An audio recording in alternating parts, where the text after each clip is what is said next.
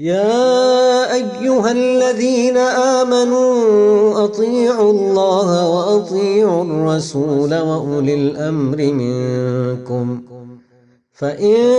تنازعتم في شيء فردوه إلى الله والرسول إن كنتم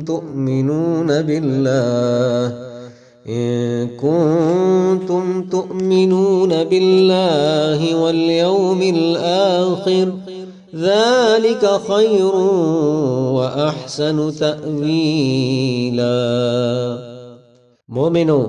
خدا اور اس کے رسول کی فرما برداری کرو، اور جو تم میں سے صاحب حکومت ہے ان کی بھی، اور اگر کسی بات میں تم میں اختلاف واقع ہو تو اگر خدا اور روز آخرت پہ ایمان رکھتے ہو تو اس میں خدا اور اس کے رسول کے حکم کی طرف رجوع کرو، اور یہ بات بہت اچھی ہے اور اس کا انجام بھی اچھا ہے۔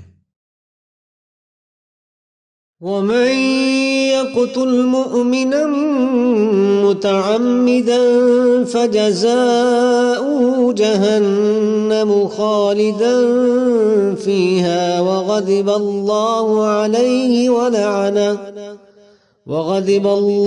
عليه ولعنه وأعد له